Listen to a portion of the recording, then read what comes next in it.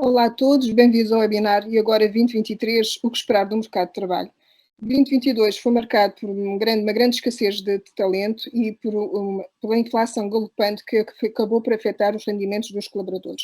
E agora, todos pensamos, já com o ano a chegar ao fim, o que é que podemos esperar de 2023 e que estratégias é que as empresas estão a desenhar para fazer face a toda esta situação. Para debater este tema, temos hoje connosco Ana Rita Lopes, do Grupo Nabeiro, Marco Arrojo, da Multipessoal, e Paulo Bastos, do Grupo Simotes. Paulo, eu começava exatamente por si. Se 2022 foi considerado, passa a expressão, o ano da guerra do talento, o que é que podemos esperar na área do recrutamento para o próximo ano? Será exatamente um ano igualmente aguerrido ou aqui as empresas vão ter um compasso de espera maior? Muito boa tarde. Não tenho dúvida nenhuma que vai ser um ano completamente aguerrido e à semelhança do que aconteceu em 2022, com grandes desafios para a área de recursos humanos. A mão de obra que as empresas necessitam, quer seja com baixo nível de qualificação, quer seja com elevado nível de qualificação, não estão ajustados àquilo que é as necessidades, ou que são as necessidades das empresas e que obrigam as empresas a usar e a definir estratégias que permitam, no fundo, reter as pessoas de maior valor acrescentado e, no fundo, também incentivarem que as pessoas de fora possam chegar que este tipo de pessoas possam chegar às organizações. Portanto, o que eu espero pela instabilidade vivida ao nível da sociedade, por aquilo que são os resultados numa primeira fase da Covid, agora a guerra, portanto, a crise, no nosso caso, dos semicondutores, da indústria automóvel, tem gerado muita instabilidade no mercado e tem proporcionado mais dificuldades do que aquilo que são as normais, eu diria. Portanto, e o que eu antevejo é que 2023 ainda não seja um ano muito diferente, que seja um ano em linha do que aquilo que tem acontecido em 2020, 2022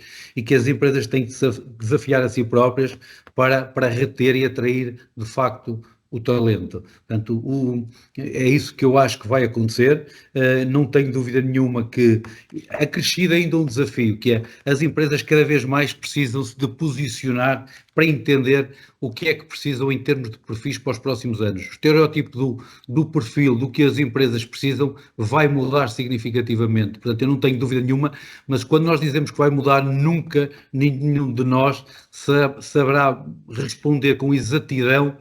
Então, e o que é que se procura, o que é que se pretende, o que é que as empresas realmente precisam?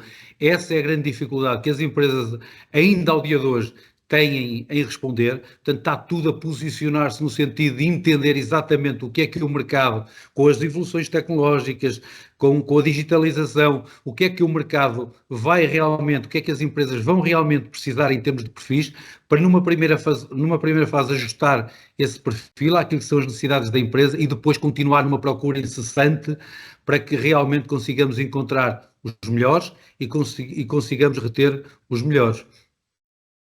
A questão da atração e da retenção do talento, mas queria tentar perceber um bocadinho também qual é a visão que a Ana Rita Lopes tem sobre o que podemos esperar em termos do recrutamento no próximo ano. Recentemente se um estudo a dizer que mais de 80% das empresas planeava contratar no próximo ano. Não sei se isto, como disse há pouco, sou um bocadinho famosa otimista cética, não estaremos perante um excesso de otimismo face exatamente às dificuldades que o Paulo Bastos acabou de descrever, a guerra, a situação económica. As empresas irão mesmo cumprir estes 80% de recrutamento ou aqui vão abrandar um bocadinho? Qual é a sua opinião, Ana Rita? Olá a todos. Bom, eu diria, na sequência também do que o Paulo disse, eu acho que 2023 vai ser um ano desafiante. Aliás, como temos vindo a assistir desde 2020, temos vindo a ser expostos a desafios todos os dias e é um contexto de incerteza todos os dias. 2023 nós não sabemos muito bem ainda com o que é que podemos contar. Se em 2020 todos fomos surpreendidos com uma pandemia e tivemos que reagir a muita incerteza, depois de uma pandemia já tivemos uma guerra e também tivemos que continuar a reagir e 2023 vamos continuar a reagir a uma guerra, a uma inflação e seguramente uma coisa é certa, eu acho que vamos estar todos expostos a uma escassez. E uma escassez de recursos, e não é só de recursos humanos, eu acho que as empresas vão estar todas expostas a uma escassez geral de recursos, sejam eles financeiros, sejam eles humanos. e que nos vai obrigar a repensar o que é que efetivamente, onde é que queremos apostar os nossos recursos que são escassos. Se isso vai levar a recrutar mais, eu não sei, mas que nos vai levar a pensar o que é que queremos recrutar, seguramente. Isso eu acho que não temos todos dúvidas, que vai ter aqui um papel muito importante das chefias e do papel dos recursos humanos como consultores e como parceiros das chefias, também não tenho muita dúvida. Agora, se vai ser 80%, se vai ser 70% das empresas que vão recrutar, se vão ser 50%, também não sei. Acho que ninguém de nós tem uma bola de cristal para perceber o que é que vai ser. Acho é que vamos ter que ser muito mais criteriosos naquilo que vamos querer recrutar. Vamos ter que pensar muito melhor naquilo que queremos recrutar e penso que nos vamos voltar muito mais para dentro para perceber o que é que temos dentro de casa e o que é que podemos fazer com a massa humana que temos dentro de casa, como é que podemos aproveitar a massa humana que temos dentro de casa e aproveitar aqueles que temos nos melhores sítios para esta escassez de recursos que vamos ter poder ser efetivamente aproveitada. Isso é aquilo que me parece que vai ser a tendência para o ano 2023. O que é que escassez foi uma expressão usada pela Ana Rita, de talento, escassez até de disponibilidade financeira, porque este ano assistimos muitas empresas também a anunciar aumentos dos salários de entrada, muitos deles bem acima do salário mínimo nacional. Portanto, parece que houve esse esforço das empresas, também parece-me a mim, no esforço de atração do talento. O que é que se espera no próximo ano, tendo em conta que a situação económica se alterou substancialmente? Vamos viver recrutar fora ou, no fundo, fazer valer e aproveitar as pessoas que temos dentro de casa? É assim, efetivamente nós não sabemos bem o que é que vai acontecer em 2023, mas uma coisa é certa, e como a Ana Rita disse bem, é a escassez, que nós já sentimos no dia a dia. E sentimos aqui a situação de ser o candidato a liderar, porque é um facto crucial neste momento no recrutamento, ou seja, ele assume aqui um peso muito maior na relação, na balança entre a empresa que está a recrutar e o próprio candidato. A escassez de mão de obra obviamente, é o que é, portanto, seja ela qualificada ou não, e basicamente o que nós estamos a sentir neste momento, em termos na perspectiva de recrutamento, é que o candidato, neste momento, tem que comprar, digamos assim, falando nessa expressão, comprar o projeto da empresa, comprar a empresa para a qual está a ser entrevistado. Ou seja, existe aqui uma necessidade das empresas também cativarem os candidatos. E nós reparamos isso, seja através de questões salariais, reais, seja o emocional, como se costuma dizer, a nível da flexibilidade de horários, enfim, tudo o que nós podemos falar em fringe benefits, mas a questão passa pelo quê? Pela escassez. Ou seja, o candidato pode, enfim, desistir do projeto a qualquer momento. Porquê? Porque tem outros, onde pode estar envolvido neste momento. Eu costumo dizer a brincar que muitas vezes o que tem acontecido, e principalmente na área de engenharia e na área da IT, é o candidato que entrevista a empresa. E, portanto, verifica se tem interesse no projeto ou não. E nós notamos claramente isso. O que também vamos sentir em 2023, e também daqui numa perspectiva de uma empresa de recrutamento, é a necessidade das próprias empresas serem não só criteriosas, como a Ana Rita estava a dizer e bem, mas também serem mais rápidas nos processos de recrutamento, ou seja, nas fases dos processos de recrutamento, na tomada de decisão, na apresentação da proposta. Isto porquê? Porque nesse meio termo, se calhar há 4, 5 anos atrás, as pessoas esperavam e iam falando, iam vendo, iam guardando, tendo ou não feedback, que essa depois é outra questão também, mas ficam a aguardar o tempo que era necessário. Hoje em dia não, portanto as pessoas estão envolvidas em vários processos, quem está a querer mudar, quem não tem receio de mudar num ambiente económico como nós estamos neste momento, está envolvido em vários projetos, e aqui mais uma vez, seja na área qualificada ou não. Portanto, isso é que é importante verificarmos. Agora, 2023 vai ser o que nós chamamos o candidate driven, portanto vai ser aqui uma liderança por parte do candidato e sentimos isso todos os dias, já, em 2022. Um ponto aqui ao que o Marco estava a dizer, e eu penso que vamos ter que acrescentar aqui mais um fator que é de facto o que temos vindo a falar já em 2022, que é critérios neste processo de seleção, não só sermos mais céleres na escolha, porque é muita gente a concorrer pelos mesmos candidatos, mas de facto abrir o espectro Muitas vezes nós definimos aqui para ser o talento, ou quem é que é o talento, e andamos sempre todos à guerra pelos mesmos, e o fator idade costuma ser aqui um fator, e o Marco provavelmente vai concordar comigo, e que se calhar temos que abrir a nossa faixa etária quando olhamos para a pool de candidatos. Eu não falo especificamente pelo Grupo Naveiro, e de facto é um exemplo, nós já temos esta prática há muitos anos, até pelo facto de estarmos com uma geografia de norte a sul do país e para nós o fator idade não é um fator diferenciador na pool de candidatos, e fazemos essa integração de candidatos de faixas etárias, e até mesmo para a gestão de equipa nós não conseguimos muitas vezes aguentar só candidatos jovens, porque estão todos na mesma fase de desenvolvimento, e muitas vezes isso não é fácil para a gestão de equipa, porque a empresa é uma pirâmide e, portanto, quando estamos todos na mesma fase de desenvolvimento, vai haver um momento em que não conseguimos gerir carreira para todos os que estão na mesma fase de desenvolvimento. Portanto, mesmo na gestão da própria carreira, é importante abrirmos este espectro a outro tipo de candidatos, porque isso traz outras vantagens na estabilidade da equipa, na retenção dos próprios colaboradores e na gestão da equipa e no equilíbrio e na tranquilidade e na estabilidade da própria equipa. Portanto, acho que esse também é um fator que em 2023 tem que começar a vir para cima da mesa com mais intensidade por parte do tecido empresarial como um todo, se queremos reter e se queremos ter aqui alguma estabilidade no mercado de trabalho também. Olha, eu já agora queria também aproveitar para registrar a minha concordância relativamente a dois aspectos que aqui foram focados e que eu considero de extrema importância. Por um lado, a velocidade. É um facto. Hoje é assim em tudo na vida. A velocidade em que as coisas acontecem é totalmente diferente daquela que era no passado. E no passado, até o antes de pandemia. Já não vou dividir num ciclo mais longo e no recrutamento e seleção, de facto, as coisas tiveram uma evolução, e concordo exatamente com o que o Marco disse, tiveram uma evolução tremenda. Portanto, as pessoas não têm tempo para esperar. Portanto, basicamente é isto de uma forma simples, e as pessoas querem respostas para amanhã.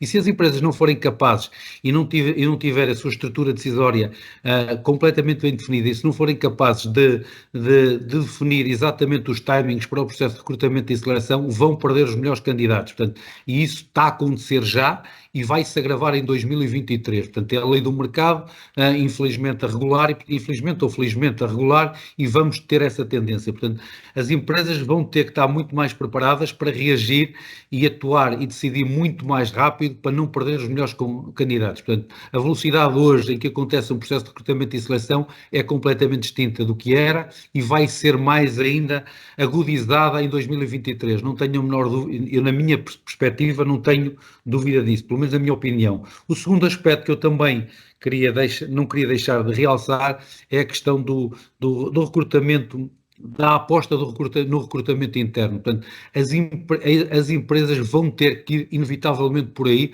por dois motivos. Primeiro, porque há escassez no mercado externo, portanto, andamos todos à procura dos mesmos, como dizia a Ana, não tenho a menor dúvida, e depois também, como eu costumo dizer, para nós retermos as nossas pessoas que são cada vez mais ambiciosas, também temos de ser capazes de lhe proporcionar uma evolução e uma progressão de carreira que eles no passado não tinham essa necessidade. E hoje, com a juventude que temos dentro das nossas organizações, ela é mais latente e é mais necessária. Portanto, por esses dois aspectos conciliados um com o outro, que é a necessidade de fazer evoluir as nossas pessoas e a falta de mão de obra qualificado ou não qualificado, ou de recursos humanos fora da empresa, obriga-nos a seguir este caminho também a apostar, ou vamos ter que apostar muito no recrutamento interno em 2023. E também para completar, embora a Simoles 2023, por um mercado que está inserido, que é a indústria automóvel, muita instabilidade, nós estamos a produzir a 150% durante um mês, como no mês a seguir estamos completamente parados, se olharmos para aquilo que é mão de obra intensiva, estamos num mês a contratar centenas de pessoas e no mês a seguir, infelizmente, a dispensar outras centenas de pessoas. Isto gera muita instabilidade e gera muita insatisfação natural nas pessoas, e é preciso saber lidar com isto. É um grande desafio que nós que estamos neste tipo de setor vamos ter. Portanto, nós vamos ter que ser capazes de comunicar com as pessoas para que as pessoas entendam o que é que lhes pode acontecer, para que consigamos, caso tenhamos necessidade de os dispensar, voltar a apanhar, chamamos assim, os melhores, e depois vivemos, por outro lado, com áreas de negócio que estamos em completa evolução, como áreas de engenharia, áreas de ideias, chamamos assim, de investigação e desenvolvimento, em que temos projetos. Uma empresa de alta tecnologia como a nossa não pode nunca descurar este tipo de áreas, e estamos de facto a contratar de uma forma significativa. Vamos continuar a fazê-lo em 2023, a reforçar os nossos quadros para, nesse sentido, garantirmos o nosso futuro não para 2023, mas nos próximos 10, 15 anos. Ana Rita, voltando um bocadinho ao seu tema da escassez e o facto de, já não me lembro se foi sua, se foi do, aliás foi sua, exatamente, a questão do estamos a ir sempre aos mesmos. Uma coisa que se tem muito discutido é a questão de, para diversos setores, não necessariamente da indústria ou o vosso, mas a necessidade de ir buscar lá fora talento que é necessário cá dentro, não é? Cá em Portugal. E uma das coisas que estão previstas, aliás que já estão efetuadas, é os novos vistos de trabalho para trabalhadores estrangeiros virem para Portugal. Acha que é suficiente? É uma medida que devia ser reforçada com outras? Qual é a sua opinião sobre isso? Ou vamos ficar também liados na burocracia dos vistos e essas boas intenções não vão ser literalmente de papel? Eu acho que as medidas têm que ser um blend de medidas. O meu ponto de vista nós temos que perceber que não vai ser uma medida que nos vai conseguir resolver todos os problemas, até porque já ouvimos aqui situações diferentes. O Paulo acabou agora de falar, tem uma indústria que tem picos de sazonalidade, provavelmente tem situações em que precisa de continuar a investir na parte toda de inovação, assim como nós também temos uma área de inovação e percebemos que precisamos de talento jovem, de pessoas que tragam, que têm aqui uma mentalidade completamente diferente e se calhar tem a parte fabril que tem outro tipo de competências, portanto, o tipo de necessidades são completamente diferentes, em que se calhar se formos buscar mão de obra fora de Portugal conseguimos colmatar aqui um tipo de necessidades. Temos aqui outro tipo de necessidades que provavelmente não vamos conseguir colmatar no imediato, mas que temos que junto das universidades, junto das escolas, começar cada vez mais a aproximar aqui as escolas profissionais para cada vez mais cedo trazer aqui este talento jovem para os começar a aproximar, para não andarmos sempre todos atrás do mesmo e termos aqui uma pool de recursos cada vez mais jovem, porque isso, por exemplo, é algo que nós temos escassez de mão de obra, muitas vezes por questões de passado, em que há determinadas profissões onde a mão de obra, por exemplo, feminina ainda não existe, mas é por uma questão cultural. E isto ainda existe, é um facto, em determinadas indústrias onde isto ainda acontece e em que temos que trabalhar. Agora, não vamos ter resultados amanhã, temos que ter alguma paciência, alguma calma, que são medidas que todas elas juntas, com alguma calma, temos que ir trabalhando e que todas juntas vão dando frutos. Mas temos que ir trabalhando, não podemos desistir fácil, temos que perceber que não vai ser um resultado onde pomos a semente plantada para colhermos mais tarde. E isto é que todos nós, do meu ponto de vista, temos que perceber que temos que fazer um blend de medidas, algumas vão ter resultados mais imediatos, outras vão ter resultados que vão demorar mais tempo, mas que com o tempo vão dar os seus frutos. E, portanto, esta é a minha visão. Não vai ser uma medida que nos vai resolver, nem não vai ser rápido. Portanto, teremos que perceber que vai ser, e as indústrias são todas diferentes e as necessidades também serão todas elas diferentes. Marco, vocês acompanham várias empresas de diversos setores. Da vossa experiência, sentem que esta medida dos vistos do trabalho para os trabalhadores estrangeiros tem sido melhor acolhida em certos setores? É uma coisa que pode ser mais transversal ou realmente aqui está muito dirigida, fala sempre muito da questão do turismo e da questão da agricultura como os principais beneficiários, eventualmente construção como os principais beneficiários deste tipo de medida dos vistos? Ou sentes que são estes os setores que, diga-se passagem, são bastante importantes, não é? Portanto, são significativos. Não, mas, sim, ou podem ser medidas mais transversais, e como é que as empresas estão a olhar para esta oportunidade? Esses setores são os mais conhecidos, digamos assim, onde existe essa busca de talento no estrangeiro. E no estrangeiro fora da Europa também, que obviamente depois envolve aqui também o tipo de situações.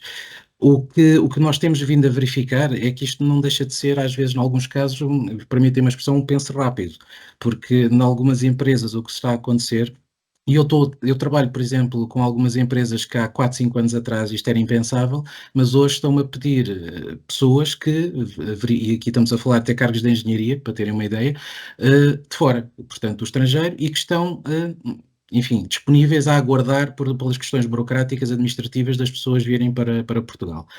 Portanto, isto o que é que pode acontecer? É o que é. No entanto, não sei se isto não será o tal penso rápido, porque daqui a uns tempos provavelmente isto vai voltar a surgir, porque muitas dessas pessoas utilizam Portugal como uma plataforma para a restante Europa, e no fundo estão temporariamente cá em Portugal, portanto isso pode continuar a acontecer.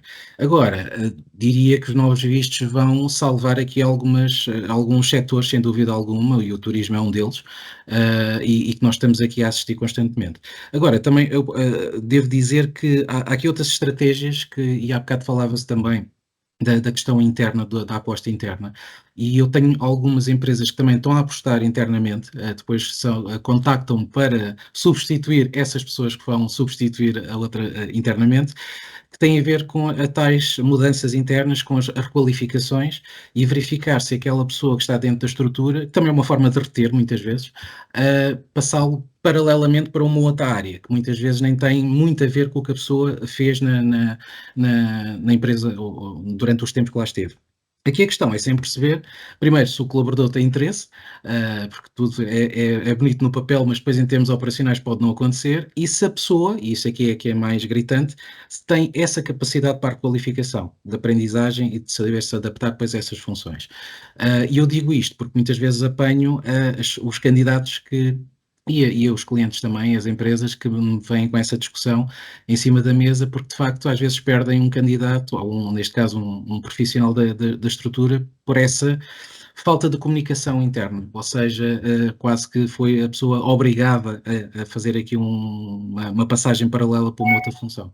Portanto, é interessante verificar, são estratégias, nós temos clientes com estratégias completamente diferentes e nesse aspecto, falando aqui mais na questão do talento no estrangeiro, tem muito a ver com esta questão. Portanto, não vou dizer que é um desespero em algumas empresas, mas eu sinto que para algumas funções começa a ser desesperante, mas também temos que pensar numa outra situação que é, será que as empresas têm a capacidade de atrair mais uma vez esses profissionais? Porque depois vamos a ver em algumas questões de pacotes salariais que depois não são competitivos nem pouco mais ou menos, e naturalmente isso já é outra questão, mas também se prende com esta situação de ir buscar estrangeiros.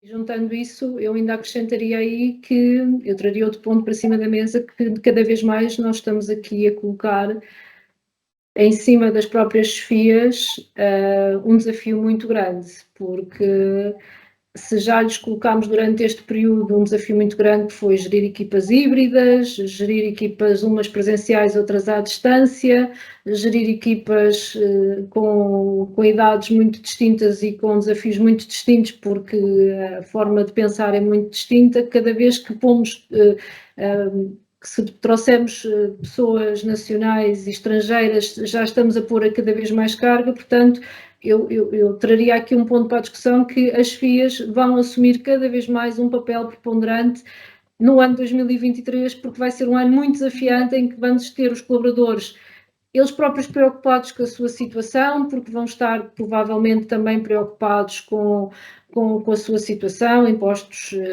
de empréstimos de casa a subir, não esqueçamos aqui da saúde mental, que muitas vezes não estamos alerta para eles, e portanto aqui as FIAs vão ter que ter a capacidade de gerir as suas equipas para fazerem aqui, e as chefias operacionais têm um papel muito importante, sobretudo na minha indústria e na do Paulo, tenho a certeza absoluta que as chefias operacionais são quem faz mexer a máquina, e se as chefias operacionais não tiverem esta capacidade de liderança e de perceber, e muitas vezes de perceber quem são as suas equipas, podem perder um bom quadro porque não são capazes de o motivar e não são capazes de perceber e de muitas vezes perceber um bom quadro e um mau quadro, e um bom quadro pode sair, porque então se não olham para mim e me tratam igual a um bom quadro e um mau quadro, então ele não está disponível para esperar, como dizia há bocado o Paulo, e sai.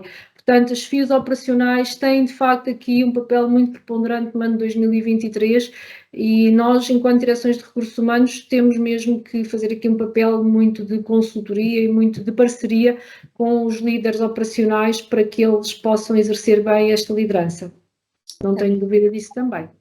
Paulo, o Marco falou há pouco a questão dos pacotes salariais, como também, ou seja, há a vontade de atrair o talento, seja ele nacional ou internacional, mas e depois, quando se chega à hora, desculpem a expressão, a hora da verdade, o pacote salarial ou o pacote de remuneração, / compensação, benefícios, fringe benefits, o que queiram chamar, no fundo, o pacote que se oferece ao candidato não é necessariamente aquele que é o mais atrativo. Este ano assistimos muito a essa pressão salarial.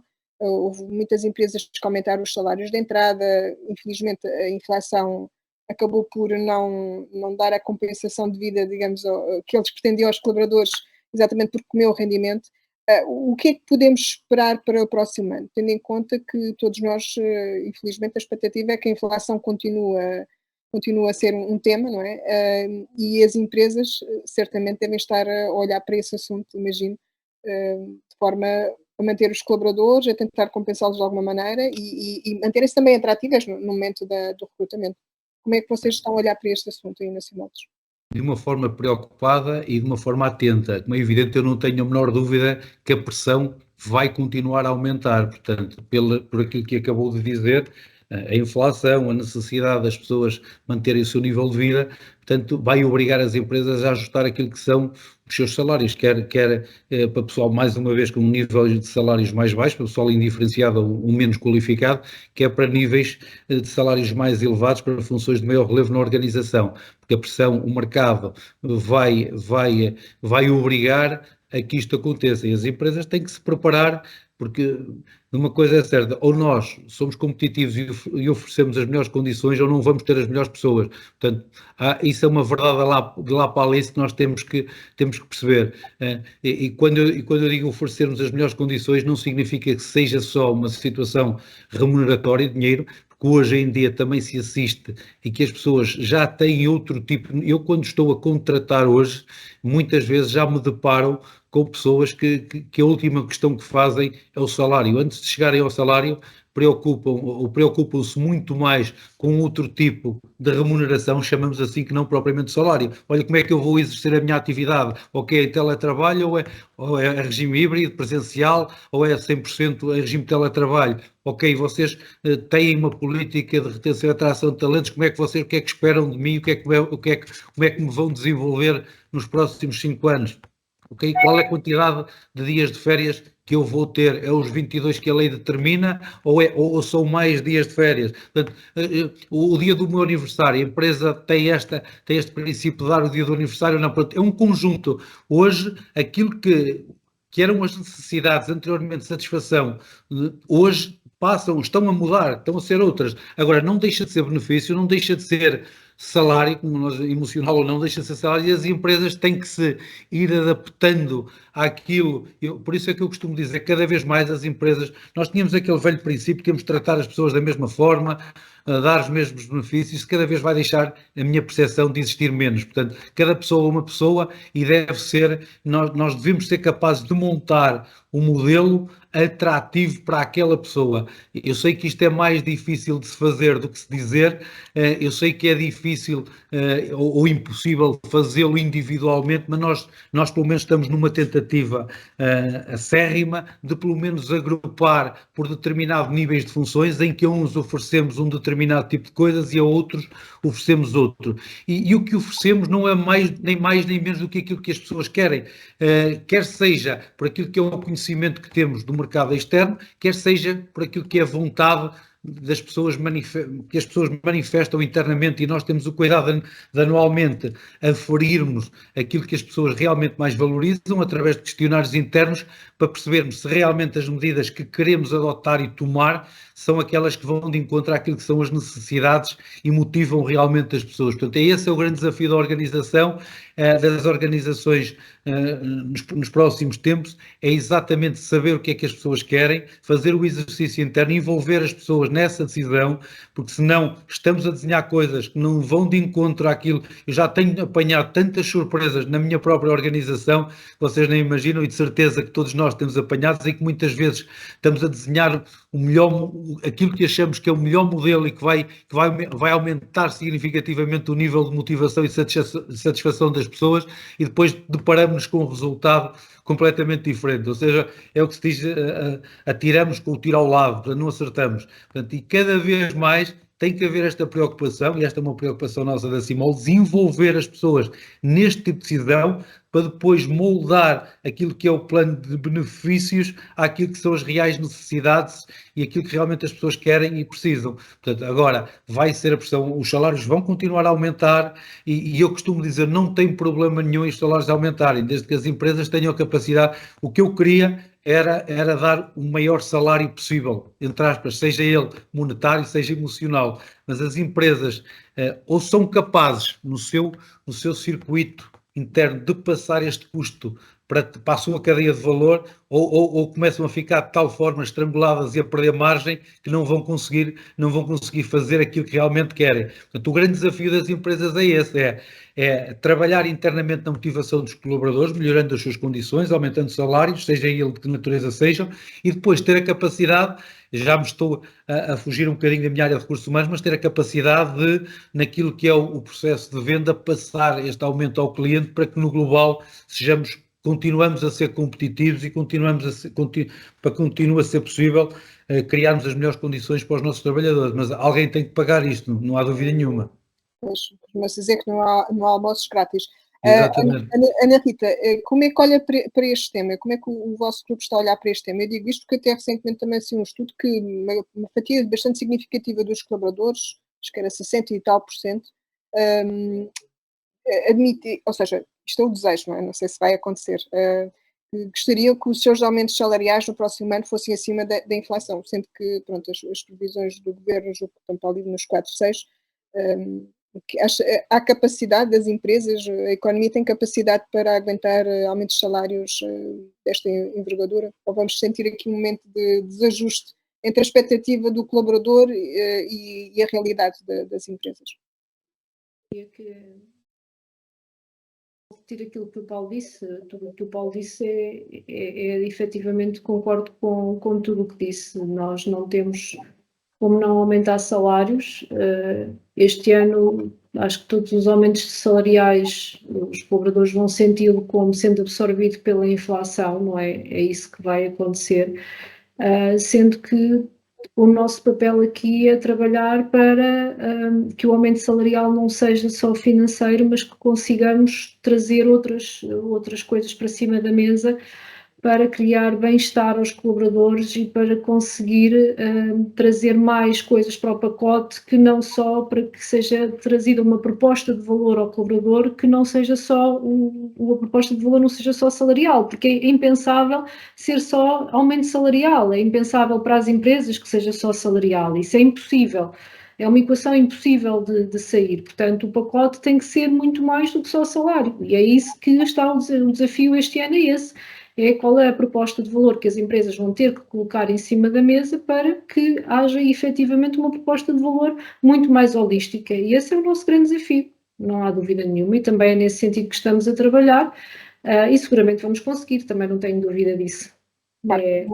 Uma nota, se me permite, que é para completar, que eu também de uma forma aberta posso falar daquilo que vai ser um bocadinho o posicionamento do Grupo CIMOL relativamente a estas matérias. Portanto, numa primeira fase, distinguir, dividir em dois grandes grupos. Primeiro, são aqueles, a parte dos trabalhadores menos qualificados, ou com menor nível de qualificação, com níveis de salários mais baixos, em que a CIMOL vai ter a preocupação, que é esse o princípio da nossa administração, vai ter a preocupação de dar valores salariais acima da inflação, para garantir que estas pessoas não entram numa situação de desespero, eu diria assim, portanto, dar-lhes, e aí estas pessoas não têm as necessidades básicas, já disse Maslow há muito tempo, quer dizer, como não têm as necessidades básicas satisfeitas, nós não temos outro caminho que não seja por aí, dar-lhes mais dinheiro para eles poderem fazer face àquilo que é a inflação vivida por todos.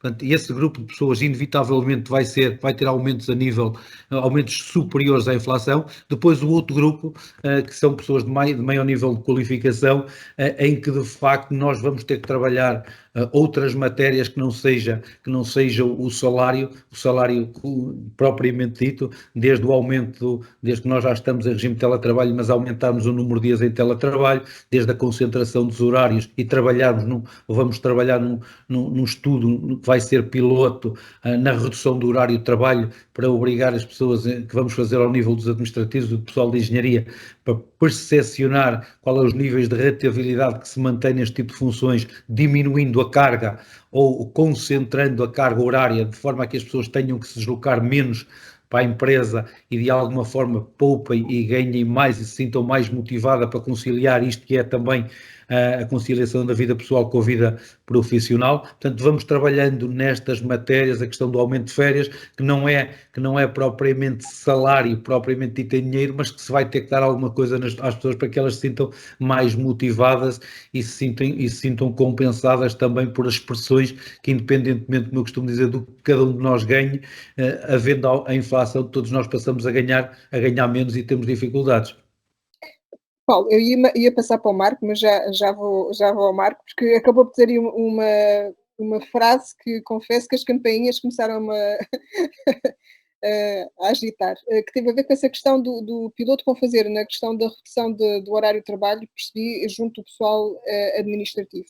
Estamos Certo. a falar de uma semana de 4 dias, pergunto isto, como sabe, no próximo ano há esse piloto que está previsto para da semana de 4 dias e que neste momento o Governo está a incentivar as empresas a se juntarem a esse projeto. É exatamente isso. A Simolos foi uma das empresas auscultada nesse processo, uma grande empresa auscultada nesse processo, e temos todo o gosto também, durante 6 meses, não sei se já viram, se já tiveram a oportunidade de ver também aquilo que saiu para fora, de que o Governo pretendia também com este estudo. A Simolos vai ser uma das empresas que se vai associar a este projeto na tentativa de perceber pronto, o nível e se é o caminho ou não para chegarmos lá. Acreditamos que em determinadas funções vai ser possível, queremos ser pioneiros e queremos também dar oportunidade às pessoas de participarem neste estudo e vamos avaliar, quer dizer, a decisão será tomada, eu costumo dizer, não vamos decidir por antecipação, a decisão será tomada na devida altura, mas temos todo o gosto e estamos abertos em participar neste estudo, é exatamente esse estudo que estamos a falar. Bem, Ana Rita, não sei se tem alguma novidade também nos queira dar agora no webinar, era a oportunidade perfeita. Não, da nossa parte não temos. Marco, em relação a esta questão do piloto de 4 dias, já falamos, por exemplo, este ano, em 2022, houve muito foco na questão depois do regresso, vamos lá, das empresas a uma certa normalidade em termos da forma de trabalho, muita a exigência, como disse há pouco, julgo que foi o Paulo, que já não é a pergunta, já não é o salário, mas se calhar quantos dias de teletrabalho posso vir a ter ou se há sequer essa opção. Em 2023 isso vai acentuar-se ou vamos regressar ao velho, ou digo chamo velho, com todo o respeito, ao velho modelo do modelo presencial, porque também temos assistido muito a esses movimentos de depois do teletrabalho, o regresso ao presencial em força. O que é que tu sentes do que tens acompanhado que vai marcar o próximo ano, desse ponto de vista? Assim, em algumas funções em que é possível o teletrabalho, nós temos reparado que algumas empresas têm imposto e de facto isso aí faz com que alguns profissionais estejam até descontentes, e eu conheço alguns nesse aspecto, com um regresso presencial, portanto ao local físico do trabalho.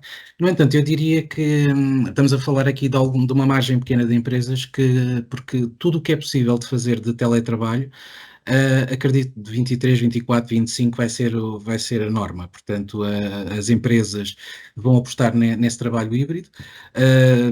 Aliás, ainda há pouco o Paulo estava a dizer, e bem, do ponto de vista do recrutamento é muito interessante verificar que os nossos candidatos já nos perguntam antes do salário, Paulo, e confirmo, portanto antes do salário, qual é o modelo de trabalho. atual e futuro, porque podem ser duas coisas diferentes, para também decidirem. Portanto, isto tem a ver com a própria mentalidade que entretanto surgiu. Obviamente, falando aqui de funções em que isso é possível, não é? Porque depois, falando aqui até de ambiente industrial que estamos aqui com duas empresas, nem sempre é possível, como é óbvio. O que nós sentimos aqui nessa situação é que nós temos o regresso ao trabalho presencial físico tem sido aqui alvo de alguma contestação da parte de alguns candidatos. Eu digo contestação na perspectiva que depois nos abordam para procurar situações diferentes, mas eu acho que vai ser o futuro a nível de híbrido. Numas situações da IT, falando aqui num mercado mais específico, em alguns até full remote, mas são áreas que se afastam aqui um bocadinho da maioria dos casos. Mas o regresso ao presencial, acho que, muito honestamente, não vai ser como antigamente. Tocou num ponto que eu considero de extrema relevância, que é uma dificuldade que eu estou a ter. As empresas, apesar de serem industriais, com a dimensão da Simoldes, têm necessidade de ter áreas grandes e específicas na área do IT. Por exemplo, eu hoje deparo-me com um problema, nós temos dezenas de pessoas ligadas ao IT a dar resposta àquilo que é a tua organização, às necessidades internas de todas as empresas da divisão plásticos e moldes. E eu hoje deparo-me com um problema que eu considero de difícil gestão, que eu hoje tenho candidatos que se auto-excluem precisamente pelo trabalho, pelo regime de trabalho híbrido. Portanto, eles já nem sequer equacionam nestas áreas, volto a frisar, áreas de IT, mas que também são necessidades da Simoldes, porque tem um serviço interno, as pessoas auto-excluem-se do processo de recrutamento porque não querem o regime de trabalho híbrido. Portanto, já não estamos a falar e querem a exclusividade. E nós Simoldes, acreditamos, como disse bem, também que exclusivo, mesmo em áreas de IT, como somos uma empresa industrial, é complicado estarmos 100% em home, chamamos assim. Portanto, e dada essa dificuldade, nós começamos a ter alguns problemas de recrutamento e seleção, precisamente porque as pessoas não querem sequer trabalhar no regime híbrido. E confirmo. Mas também porquê? Porque têm outras oportunidades para trabalhar em regime full remote. Portanto, e aqui mais uma vez tem a ver com o quê? Tem a ver, também estamos a falar de uma realidade muito específica, que é a IT, mas estamos a falar de outras oportunidades que as pessoas têm, que se calhar para elas pode ser igual trabalhar numa Simoldes ou trabalhar numa outra empresa. Portanto, aqui tem muito a ver também com a função em si. Mas agora é um facto, sim, que o full remote. Mas o full remote sim, vale o que vale porque, mais uma vez, falando aqui, ainda há pouco a Ana Rita estava a falar das chefias. A importância das chefias são intermédias, são aquelas que passam também o ADN da empresa, principalmente em situações de onboarding, principalmente em situações no dia-a-dia. E, em algumas áreas, é inconcebível que se calhar uma pessoa esteja full remote, porque não está junto da realidade da empresa. Não estou a dizer para ir todos os dias, como é óbvio, mas é inconcebível em algumas situações. Noutras, se calhar, em IT já poderá ser, mas nunca será aquela. Isto depois é um choque cultural dentro das próprias empresas. E eu tenho exemplos vários de clientes em que existe esse choque e eu posso partilhar. Eu tive ainda há muito pouco tempo um processo que a negociação final não foi o salário, foi o número de idas à empresa, a uma fábrica, curiosamente, e numa área da IT, curiosamente. Portanto, a negociação foi o dia de semana que a pessoa lá ia. Exatamente, não tenho a menor dúvida, que também já passei por essas situações similares. Ana Rita, já agora não resisto a perguntar e vamos mesmo ter que terminar. Eu ficava aqui mais um bocadinho a conversarmos sobre este assunto, porque realmente isto começou, mas acho que já esticamos bastante o tempo.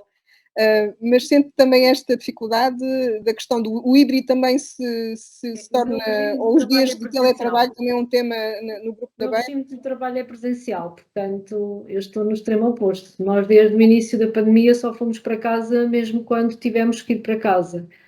A grande parte da nossa atividade é distribuição, é comercial, é fábrica. Claro que temos também atividades de escritório, mas dos nossos 3.300 colaboradores em Portugal, diria que cerca de 60% a 70% do nosso efetivo é de rua ou de fábrica.